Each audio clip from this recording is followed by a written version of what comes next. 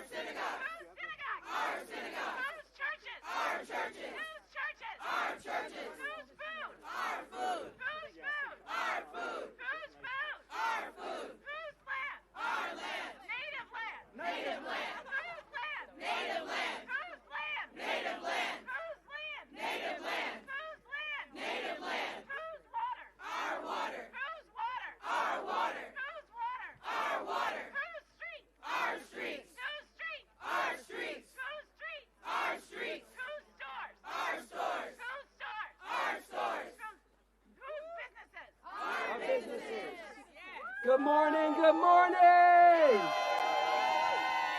ICE out! Thank you, good morning everybody. My name's Desmond Surrett, I'm with Community Change Action. I am proud to be here with our friends from Minnesota who are setting an example of what courage looks like in our times, of what it means to resist, of what it means to be a good neighbor. A little over a month ago, the Trump administration unleashed an attack on Minneapolis in a racist attempt to scapegoat black Somali women. Families have been torn apart. People abducted. People hiding in their homes. Schools and businesses are at a standstill. Military-style operations at child care centers. I can't believe I'm saying that. Federal agents tear-gassing students. People shot in the streets. And no one has been held accountable. I repeat, no one has been held accountable. And somehow, in the halls just behind us, there is a debate occurring about whether we should continue to fund this violent, lawless, terrorizing force to the tune of billions of dollars.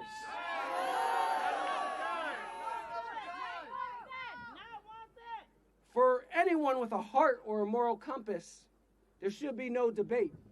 But here we are. So our friends from Minnesota, the heroes that they are, traveled across the country to here in D.C. to send a message to our representatives. ICE out of Minnesota.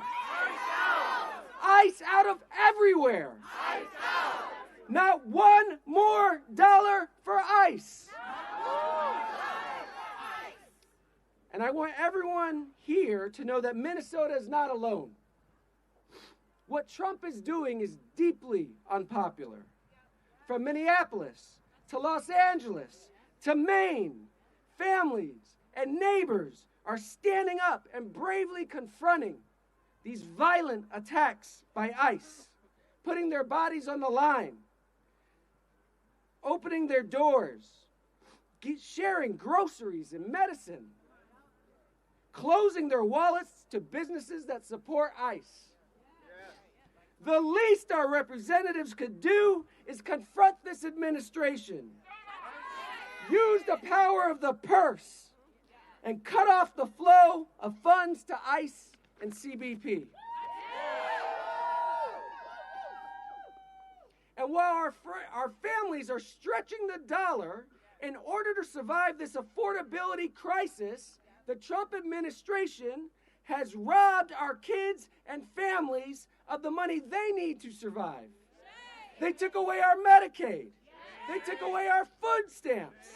And they used it to fund this terror campaign. But as you can see behind me, our movement is stronger than their cruelty. I said our movement is stronger than their cruelty. The folks you'll hear from today are evidence of that. They organized a general strike. They built community power. And they spearheaded a movement of neighbors stronger than corporate greed or a petty wannabe dictator. So it's time for our representatives to take their lead and abolish ICE. With that, I'm going to pass it to our leader, Rachel Dion Thunder, Vice President of the Indigenous Protector Network. Give her a hand. Tanse, Gananaskamotan, Nanaskamotan, Absis, Nanahiwak, Absis Rachel Dion Thunder. I just said hello and thank you. Thank you to everybody that is watching, listening, and resisting what is happening across these lands. I'm the Vice President of the Indigenous Protector Movement. I'm also a second-generation American Indian movement. I come here speaking for our relatives in Minneapolis and across all Indigenous lands to acknowledge where we are and that as Native people, as Indigenous people, we have existed long before the United States government ever existed. That's right. What is now known as Minneapolis and Minnesota is the unceded, stolen land of the Dakota people. And even now, where ICE and the federal government have based their operations at the Whipple building is at the site of the historic Fort Snelling, which was a site of genocide, forced removal, imprisonment, and a concentration camp. This history is not just in the past, it is repeating now. And what is happening is not new for Indigenous people or Native people. The criminalization, surveillance, and detention has been going on since the beginning of colonization over 530 years ago. Even today, Native and tribal citizens are actively being detained by ICE, and this fact should alarm everyone. As Indigenous people, migration is our right. Indigenous people moved freely long before these borders were enforced. These borders were imposed over us. These borders crossed us. We did not cross these borders. And no federal agency gets to decide the sovereignty of who belongs on Indigenous lands. Native communities across the country, what we call Turtle Island, and the Native community in Minneapolis has stayed activated because we have always been activated. We are not new to standing up against the federal government.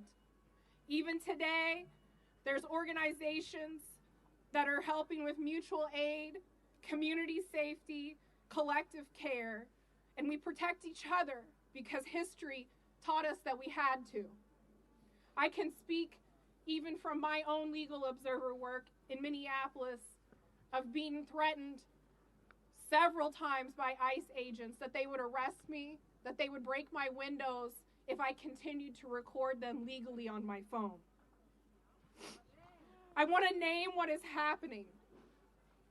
The presence of ICE is a violent federal occupation on stolen land. This is not about public safety. These are militarized ICE operations that are terrorizing our families, traumatizing our children, targeting our elders, and harming legal observers. ICE is not enforcing law and order in our communities. It is enforcing fear on stolen land. I want to be clear that fear is a tactic used by authoritarian regimes to exert power. The true power lies with the people. And it is that power in Minneapolis and across Minnesota that is putting an end to this, that we are winning on our streets, and now we need our electeds to back that up here in Washington, D.C. Our demands are simple and they're non-negotiable. We immediately want ICE out of all of our communities. We want ICE out of all indigenous lands across Turtle Island, across the United States, to immediately end the occupation and to end the violence. As Native people, we have historically been painted first as savages, then as radicals, and now, along with my other fellow Minnesotans, as domestic terrorists. And I want to be clear that they're the violent ones. They are the ones that have stolen our children. They are the ones that have attacked our communities. They are the ones that are armed with deadly weapons. They are the ones that have murdered our neighbors. And they are the ones that continue to destroy the earth. This is our commitment. We will continue to organize. We will continue to resist. We will continue to pray. And we will continue to remember who we are. So in that remembrance, before I close, I want to honor the relatives who have been killed by ICE and who have died in ICE custody just this year in 2026. Parity Law died while in ICE custody in Pennsylvania.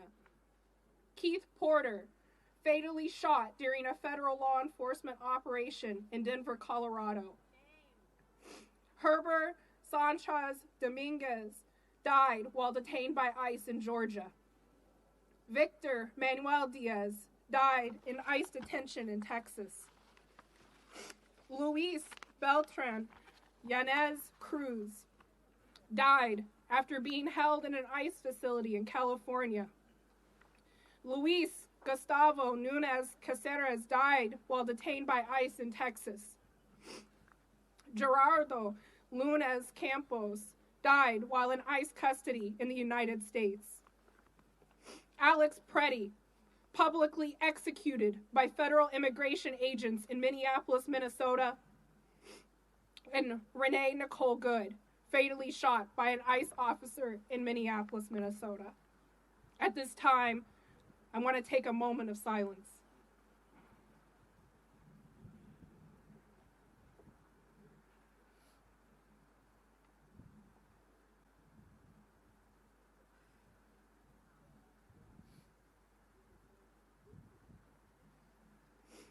We lift their names, we lift up their families, and we carry them with every step that we take on our streets, with every patrol, with every mutual aid delivery, and with every conversation that we are going to have today with these electeds here in Washington, D.C. In closing, I want to say that land back is not symbolic. ICE out is not a slogan. These are survival demands. These are sovereignty demands. And these are responsibilities to future generations. I want to thank everybody for being here. I want to thank my fellow Minnesotans for traveling all the way here. And at this time, I'm going to hand it over to the next speaker, Amanda, my comrade, to introduce herself. Thank you. Yeah.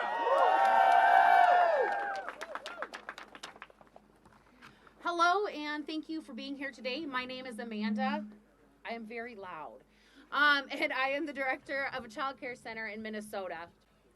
On Tuesday this week, 4 ICE vehicles followed a car into the parking lot of our child care center. Our center went into its 4th ICE lockdown of this year. All of these because ICE agents were on or near our child care center. Every time it leaves me, our teachers, staff, and families scared and angry. In over 30 years as a child care professional, I have never had a lockdown until 3,000 ICE agents descended on Minnesota in January. And the truth is, other child care centers have experienced much worse.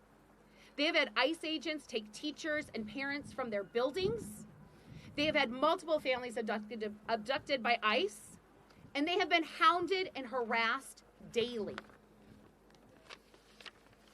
So this all began with the administration attacking and trying to undermine faith in Minnesota child care with a racist disinformation campaign targeting our Minnesota Somali child care providers. The administration froze child care funds and unleashed ICE to terrorize our communities. It was nothing more than a political ploy to sow hate and fear. But Minnesotans surprised them. We stood up and protected our neighbors and spread love and kindness. In the best of times, working in child care is both challenging and extremely rewarding as we help children learn and grow. And unfortunately, these have not been the best of times. Child care workers like me throughout Minnesota have added new responsibilities to our already hectic days as we try to find ways to keep our children, families, and staff fed, housed, and safe. It's exhausting. It breaks my heart that anyone is afraid to leave their home out of fear they will not return at the hands of our U.S. government. And the damage caused by ICE in our communities will take a long time to heal and repair.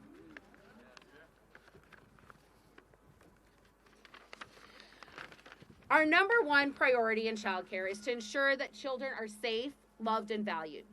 Scientific research proves that children can't learn and grow successfully if they don't have these basic needs met.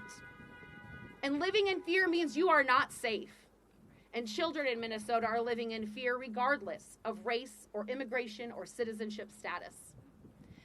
I've heard a lot of talk from politicians over the years about how they are working to protect children. And then these same politicians fund, support, and vote for policies that allow ICE agents to use violent, abusive, and racist practices that harm children. They are harming children, not protecting them.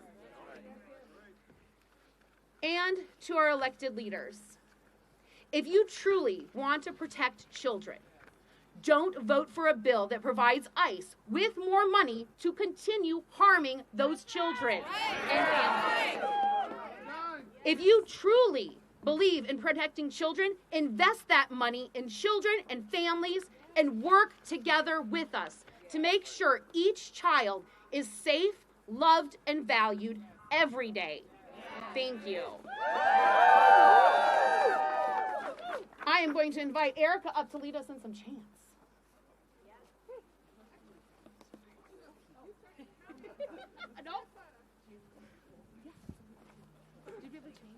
ICE out! ICE out! ICE out! ICE out! ICE out! ICE out! ICE out! ICE out! ICE out! ICE out! ICE out! ICE out! ICE out! ICE out! Who's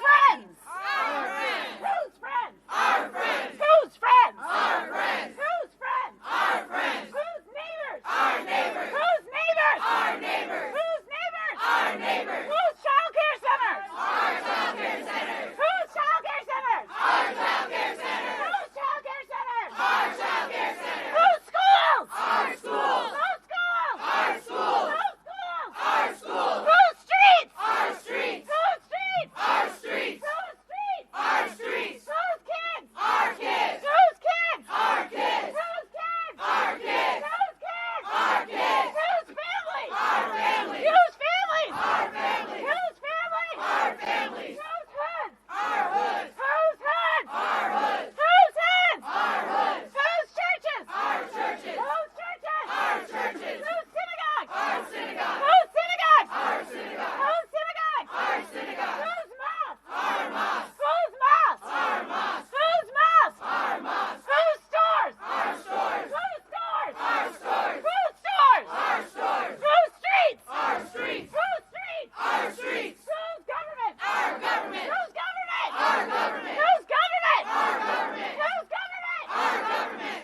No funding for ICE!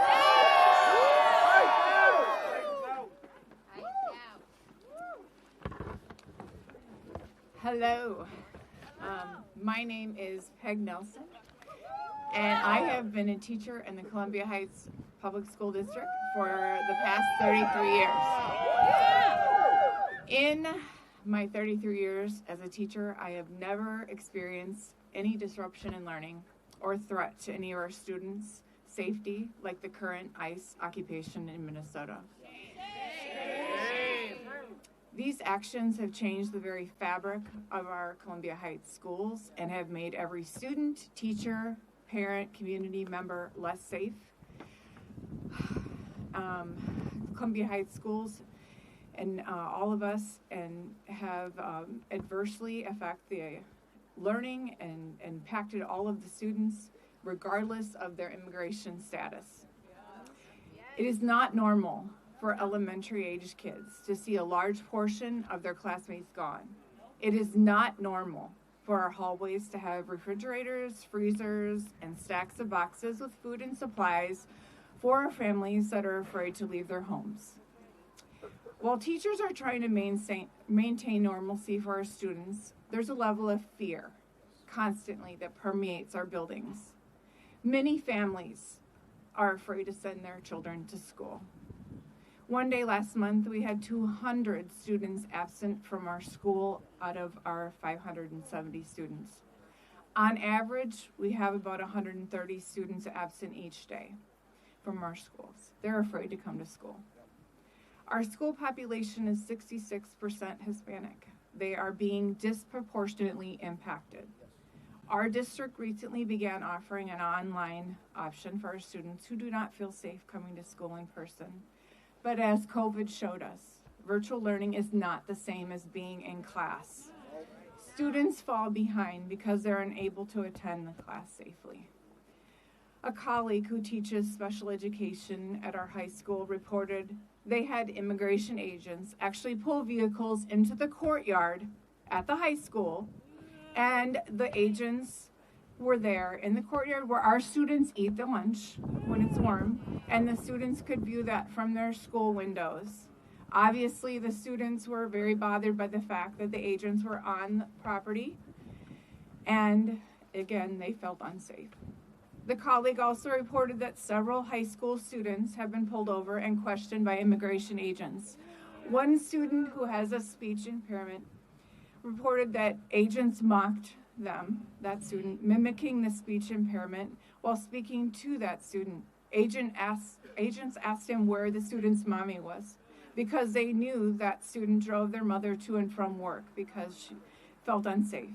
The message was that the agent would eventually detain his mother.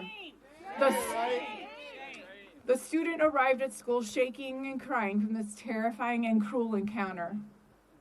This harassment goes beyond just the students and their families. Our principal, our superintendent, our school board chair have all been followed and harassed by ICE agents often after speaking publicly. Just yesterday, our retired principal, who was pulled over and harassed by agents after giving our students, on his time that he's retired, rides home. Even our teachers who are simply delivering food to our students have been followed. We don't know how much longer we can sustain our efforts in the face of federal intimidation. As educators,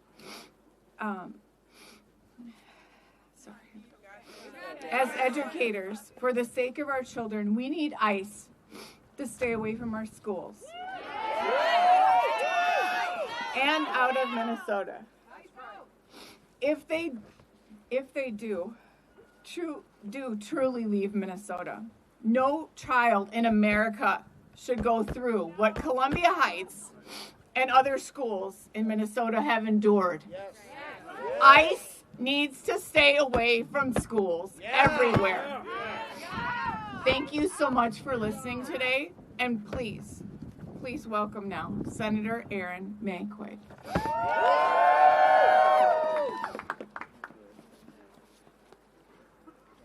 Well, good morning, everybody. I'm Minnesota State Senator Erin May Quaid. I represent the suburbs, Minnesota's Apple Valley, Rosemount, and Eagan. What we are experiencing in Minnesota is just the test case for what Republicans want to unleash on the rest of the country.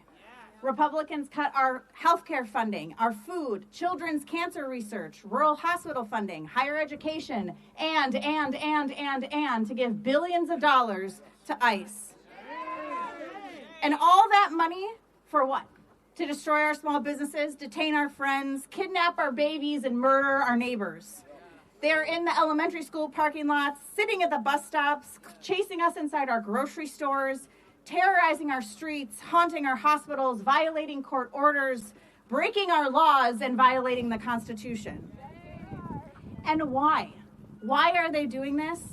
The Trump administration's public statements, their stated goal of removing 100 million people from this country. There are only 50 million immigrants total in the United States of America, most of whom are lawfully present. So we know from Trump's own words that they want to remove Black, Brown, Asian, and Indigenous people from this country, citizens, lawful permanent residents. That is what they have started in Minnesota. That is what they want to bring to the rest of the country. Despite a so-called drawdown, we can tell you nothing on the ground has changed in Minnesota. I had to put my phone on silent to give this speech because I'm getting messages right now. They're by the daycare. They're down the street from the school. They're in the apartment complex parking lot. They're knocking on doors, going door to door. That is happening right now. That is why Minnesotans are organized. Despite the lies of this administration, the Minnesotans that are organized are hockey moms with minivans and whistles. We are daycare dads with pickup trucks delivering groceries. We are teachers providing support to families in hiding. We are students with signs at walkouts. We are grandmas with Costco accounts. We are pastors, imams, and rabbis with unwavering faith. We are labor members with iPhones. We are Minnesotans. We are brave. We will stand in the gap forever for our neighbors. We are here from every corner of our state demanding ICE out of Minnesota and in no other state. Not one more dollar for ICE and CBP. And give us our neighbors back. Now I will introduce SEIU member Hamse.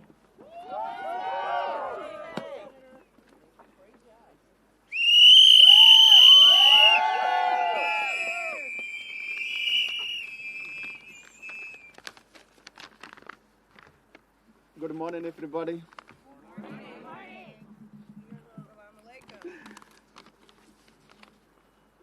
My name is Hamza Hussein. I'm proud of SEIU Local 26 member. I'm also a rideshare driver at the Twin Cities Airport. I am also a U.S. citizen. I'm here in D.C. because the rideshare drivers are being stopped and harassed by ICE, Border Patrol, just doing our jobs.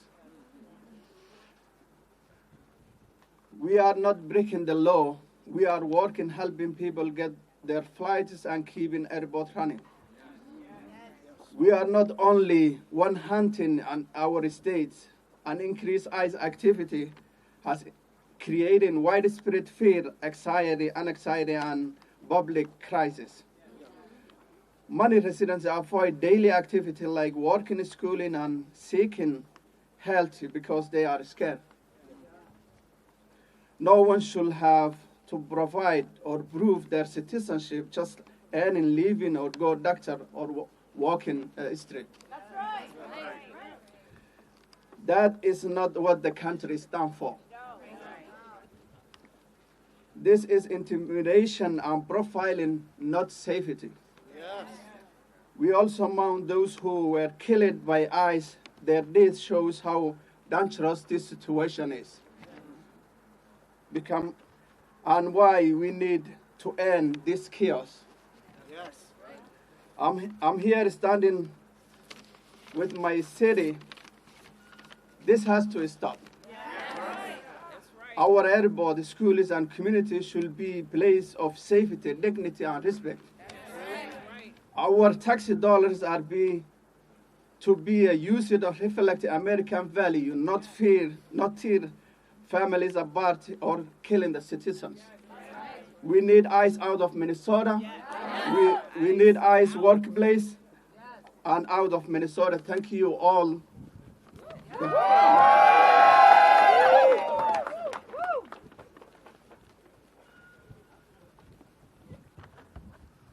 Assalamu alaikum. Good morning. Bismillah ar-Rahman ar-Rahim. Peace be to you all. My name is Imam Salah Muhammad. I'm from Rochester, Minnesota, an organizer with Isaiah, Minnesota. I want you to say, we stand up when I say, when dignity is threatened, We stand up. when families are hurting, We stand up. when justice is needed, We stand up. that is Minnesota. Thank you. Members of Congress, my fellow Americans, my name is Imam Salah. I am a faith leader. I am an imam. And most importantly, I'm a father, a son, a husband. A few weeks ago, my phone rang. It was my mother. Her voice sounded urgent. She said, come home, I need help finding something. When I got there, she was searching through drawers, papers, old folders. I asked her, what are you looking for? She said, my passport. Then she paused and asked me a question I never imagined I would hear from her. Should I carry the real one in my purse or a photo of it, digitally on my phone? My mother is in her late 70s. She lived in this country nearly 30 years. She worked her entire life. She helped build the very school she still works today. She is a U.S. citizen. She is a law-abiding citizen. She has never had any citation, even a parking ticket. And yet in her own home, in her own town, not traveling anywhere, she felt like she needed to carry a proof that she belongs. That moment broke something inside me, because for the first time in her life, she felt like her belonging could be questioned. For more than 20 years, whenever I return from traveling abroad, I am pulled aside, taken into a room, questioned, where did you go, Salah? Who paid for it? Why were you there? And we are constantly told, just carry your papers and you'll be fine. If you are documented, you should be okay. But many of our neighbors learned it, didn't always feel that. It wasn't simple. If you look like me, if you spoke with an accent like mine, in those moments, papers didn't always matter. And the truth is, this is not new for us Muslims. Since 9/11, many of us have been questioned, stopped, detained, and made to feel suspect simply because who we are. History shows a painful pattern in this country. Fear is often turned on one community at a time. There was a time when it was Black Americans were property under slavery on Jim Crow. There were times when Irish and Italian immigrants were treated as outsiders, as threats to a less than. Today, many in our Somali community feel that same weight, different generation, same pattern. But history also teaches us something else. Every time this country has faced that moment, people of conscience stood up and said, this is not who we are. We cannot ignore what happened in Minnesota. Two of our neighbors, Renee Good, a mother, Alex Purdy, an ICU nurse who took care of our veterans, lost their lives in encounters with federal agents. Their deaths shook our communities. This is not politics. This is pain. This is about trust. This is about dignity. This is about whether power answers to the law.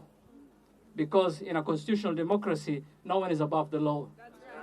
No badge, no agency, no institution. And when communities feel targeted, something changes. Restaurants have become empty. Small businesses are struggling. Grocery stores are quiet. Children become afraid to go to school.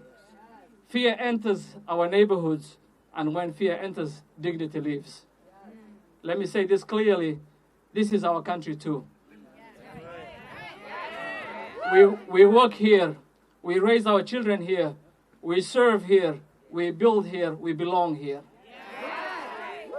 God says in the Quran, chapter 17, verse 70, and we have honored the children of Adam, not some. He did not say he said all the children of Adam. Every human being carries dignity. Every person has honor. Every child deserves to feel safe. No human being is illegal. No child is an alien. I'm not sharing this story to invite sympathy. I'm sharing it to awaken conscience. Members of Congress, we did not come here just to speak. We came to ask you to lead. No more blank checks. No more funding without accountability. We need real investigations, real oversight, real consequences when lives are lost. And to the watching American people, you matter in this moment. If you hear these stories and stay silent, if you feel something in your heart and do nothing, then nothing changes. Call your representatives, call your senators, write, speak, because history always asks one question. When people were afraid, when dignity was on the line, where were you? And we should be able to answer that. One day our children will ask what we did when fear knocked on our neighbor's door. Let us be able to answer and say, we did not stay silent. We stood up, we spoke, and we chose dignity over fear. Thank you, Minnesotans. And I would like to invite Patty O'Keefe.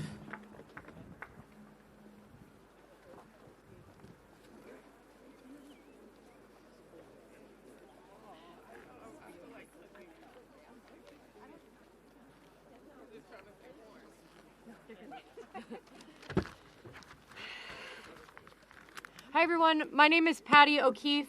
I'm a lifelong Minnesotan. I've lived in South Minneapolis for 14 years. I decided to get involved when the President of the United States called the Somali community garbage and said that there were going to be ICE agents descending upon our city. I signed up to be a legal observer to document what ICE was going to do, and we knew that they were going to be coming for our Somali neighbors and all of our immigrant neighbors. On January 11th, days after Renee Good was killed, and after breaking no laws, I was arrested and detained by ICE violently. During my arrest, agents pepper sprayed into my vehicle without provocation. They smashed the windows of my car. They dragged my friend and I out.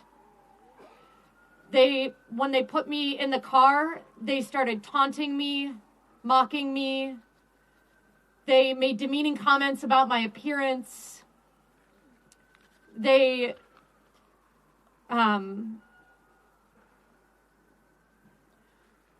they said the worst thing. One of the agents said, "You guys gotta stop obstructing us. That's why that lesbian bitch is dead." Speaking about Renee Good.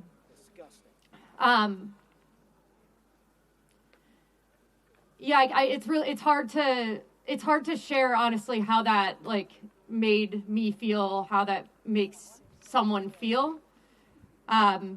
It was extremely cruel, and I just kept asking myself why. How could you say something like that? And then I remembered that cruelty is the point. They took us to the Whipple building and held us for 8 hours.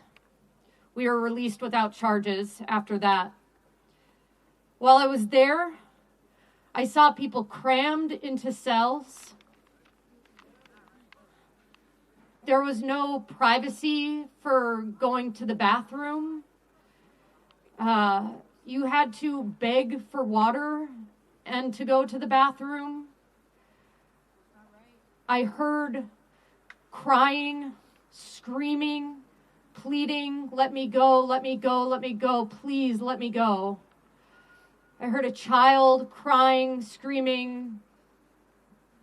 I heard women screaming in desperate agony. In my time there, I was not ever allowed to make a phone call, and was made to feel like my biological needs and that my constitutional rights did not matter.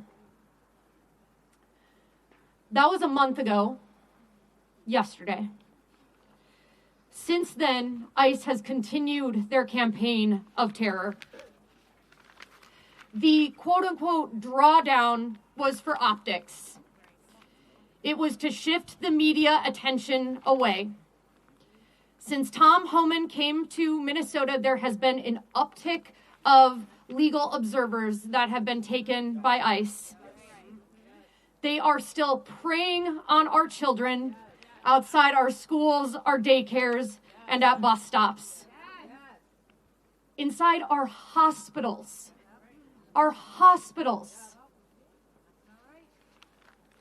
And they say they're going after the worst of the worst. Let me tell you who I saw and who I heard in that detention center.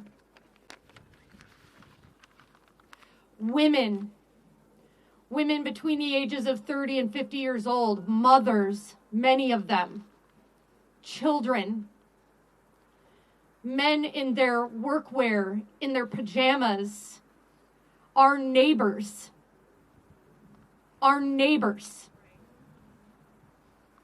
These are not criminals.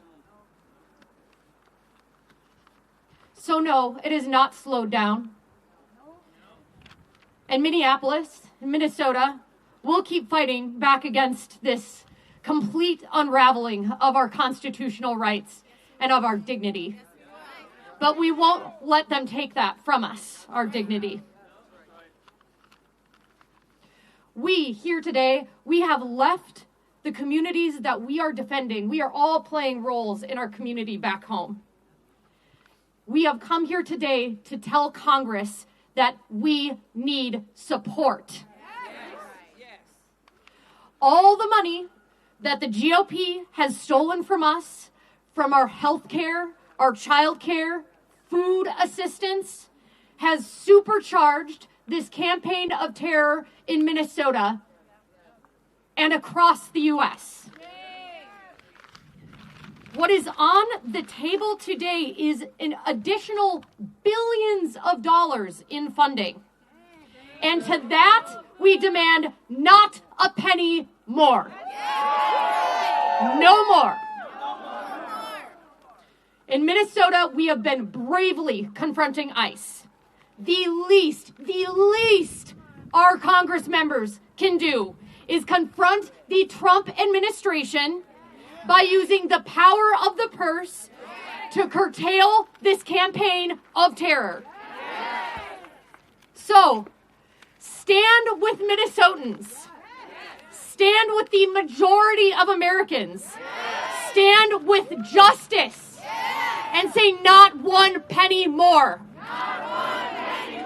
Thank Thank you. And I'm going to be introducing Ruth to come up now. Actually, slight change of plan. I'd like to pass the mic to Representative Morrison, representing Minnesota's 3rd Congressional District.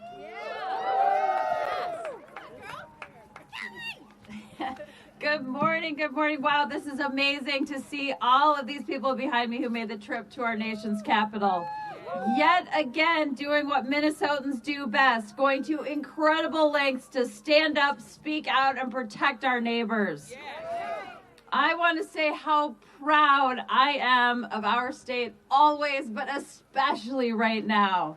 Minnesota is showing the world what it looks like to stand up against a tyrannical administration of cruelty, hate, and lawlessness with strength, dignity, and love.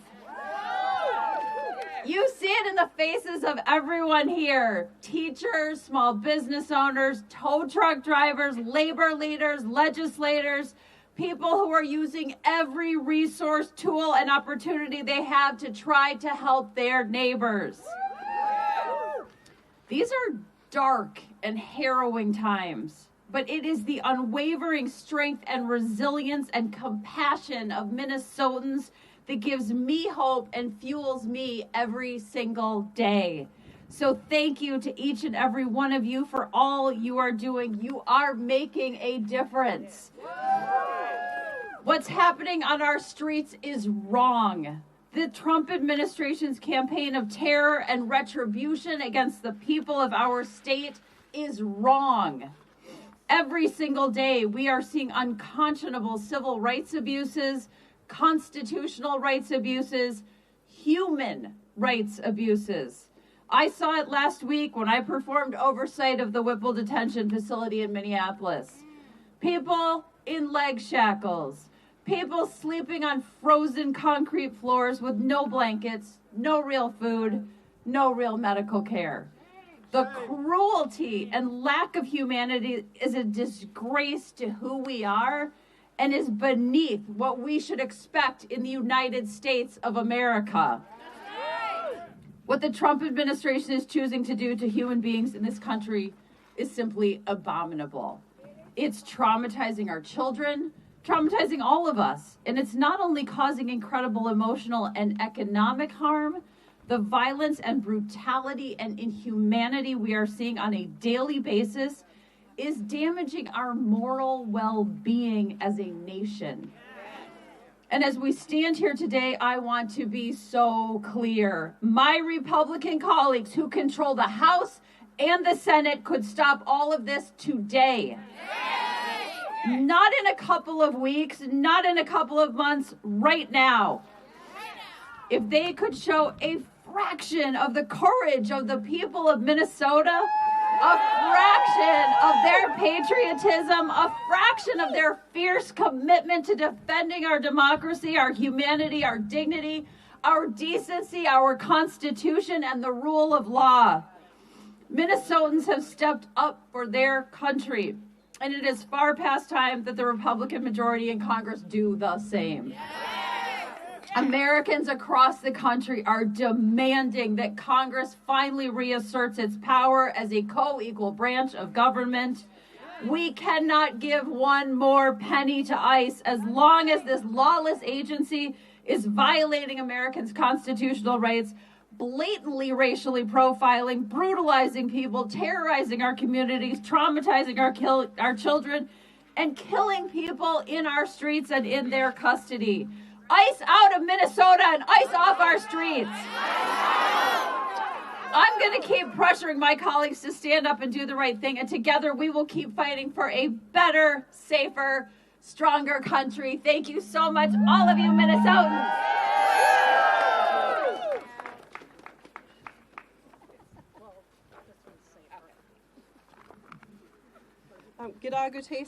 Good morning. Good morning. My name is Ruth Anna Buffalo. I stand here as a Native woman, a parent, a community leader, and as your relative. I'm speaking for my family, for my community, and for our ancestors, and for the people of Minnesota who are too afraid to leave their homes right now. What is happening in Minnesota is not policy, and it is not lawful. The behavior and tactics we are experiencing are creating fear in our neighborhoods and in spaces where our people go for resources and safety. Parents are afraid to let their children play outside. Families are afraid to go to work or the store. Community spaces are going into lockdown. Our unhoused relatives pushed further into danger, being taken for no reason and no accountability. And we still have missing relatives at this time from our unhoused population. Where is the accountability? This is not public safety. This is trauma. And it's happening in our own homelands. When Renee Good was killed, our community witnessed chaos, vehicles left running, blinkers flashing, people frozen in shock. It felt like a war zone, and it is a war zone. And the normalization of that violence must stop. ICE activity has targeted Black and brown people in Minneapolis, including law-abiding United States citizens, community members, and members of federally recognized tribes. And I need to say this clearly. We do not blame ICE alone. We must hold the United States Cabinet accountable. Yes. We must hold Congress accountable. Yes. They fund this chaos and violence. They authorize it. They created the system that has unleashed this violence. And when that violence violates civil rights and liberties, this country's lawmakers must answer for it. Because what we are witnessing in Native communities across the country is the violation of the civil rights of tribal sovereign citizens and people. Tribal nations have a political and constitutional relationship with the United States. The federal government and the states are obligated to honor and protect tribes.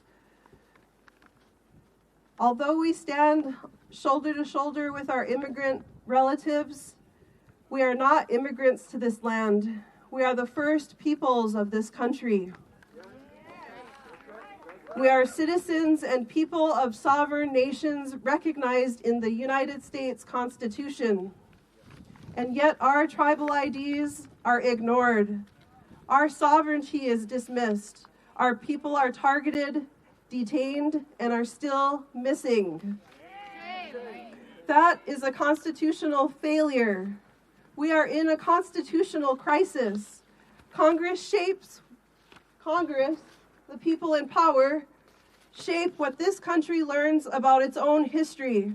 And our children are still taught a narrow version of tribal Native nations, if we are taught at all. So when these systems act in ignorance and harm tribal youth and adults, especially those relocated to San Francisco, Los Angeles, and Minneapolis, Chicago, this harm is not accidental. It is intentional and systemic. There are more than 700,000 citizens, people of federally recognized tribes living in large metro cities today. We are not invisible. We are not outsiders. We belong here. We all belong here. So what have we done? We have done what our ancestors have taught us. We have been good relatives. We help tribal members obtain identification. We've hosted tribal ID pop-ups. We check on elders. We check on our neighbors. We protect the unhoused. We step in where the system failed. The people of this country are showing up to support our neighbors, but community care cannot replace federal responsibility. Community care cannot replace federal responsibility. And today I'm speaking directly to Congress. Have the courage to protect the Constitution you swore to uphold. Do not give ICE or DHS another dollar, another penny without accountability. Not without civil rights protections, not without recognition of tribal sovereignty. not without consequences when unlawful violence occurs. It continues to occur. This is about the Constitution. This is about innocent people. This is about innocent children. This is about whether this country is willing to protect its own people. Our children deserve to grow up surrounded by love, not surveillance, by dignity, not fear, by safety, not generational state violence. We deserve to live in our homelands free from repetitive harm by the United States federal government. The world is watching, our communities are watching, and future generations are counting on the decisions being made right now. So hear us clearly. Hold them accountable. Not just ICE, Congress, and the Cabinet. Hold them accountable. No more funding without accountability. No more unlawful violence. No more ignoring tribal nations. Reach for courage. Vote to protect the Constitution. Vote to protect innocent people.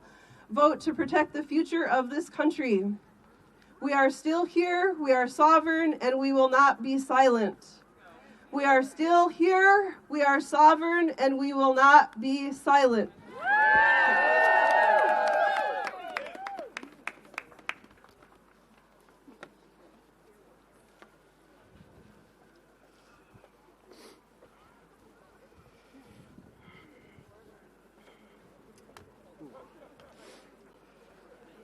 Oh, boy, it is cold today. That's a Minnesotan.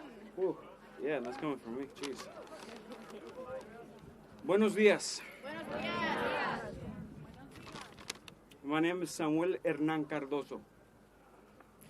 I am a leader with Unidos Minnesota. As I prepared for this speech today, I asked myself one question.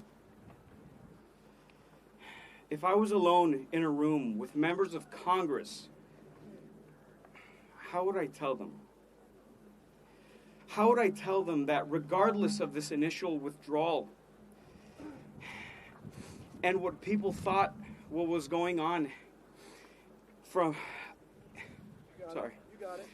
You got it. How do I tell them that... Oh, jeez. You got it. You got it. We're with you. How do I tell them that regardless of this initial withdrawal and what people thought what was going inside of our state from the outside, that we're still occupied and have been occupied for the past 6 weeks? Yes. How do I tell them that my family business that we've owned for the last 20 years is in danger of closing? That our building, which houses 34 small businesses, a cooperative called Mercado Central, is our home, is more than just a building. It's a haven and a cultural hub for the Hispanic community. A place that has helped humanize us, not just to the outside world, but to ourselves. At Mercado Central, we all belong. And now because of the violence, fear, and scapegoating, all these small businesses are at risk of going bankrupt and closing down. How do I tell Congress that since December I've had to endure the weight of uncertainty, not just about my future, but also the physical safety and well-being of my family, my friends, and my neighbors all over Minnesota? A weight which makes it hard to breathe at night. Something all of you share with me, I'm sure. And how do I tell them that these businesses, I'm sure we've lost like 98% of our clients in sales, and that every time they come into our businesses, we see the fear in their eyes. Families, we see it. We see how families are stretching every dollar, making impossible choices between basic needs like groceries, rent, or car insurance. Yes. Seeing Mercado Central grow quiet has been a heartbreaking experience. A place that was once full of life now feels uncertain and fragile. That loss isn't just emotional, it's economical. And when small businesses struggle, our entire entire local economy struggles and crumbles. And how do I tell Congress that I'm an American too? That I was born here? That this is my country too? To everybody behind me, I'm fighting alongside you today because 20 years ago, my family made the choice to make Minnesota their home. A land of opportunity in which my siblings and I could have a better, peaceful, and productive life. And it's time that Congress fights for the interests of regular working people, and because of that, I'm here to demand ICE continue to leave Minnesota. We want real accountability for the brutalization and murders of our community. We want no more additional funding. And we want nuestra gente, who are stuck in an unjust limbo, a clear path to citizenship. Thank you.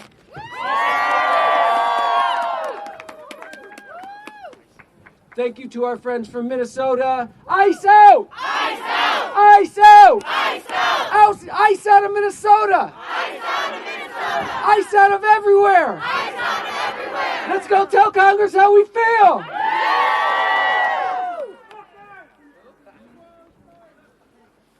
Oh my goodness. Bless you, bless you, bless you. Not planning properly. Are you from Minnesota?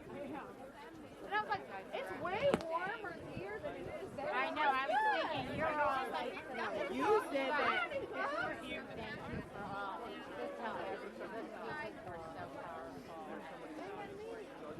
I want much for being a great American. Good job. Thank you so much for sharing. Good luck with everything. Good luck. Thank you all for being here. We appreciate it.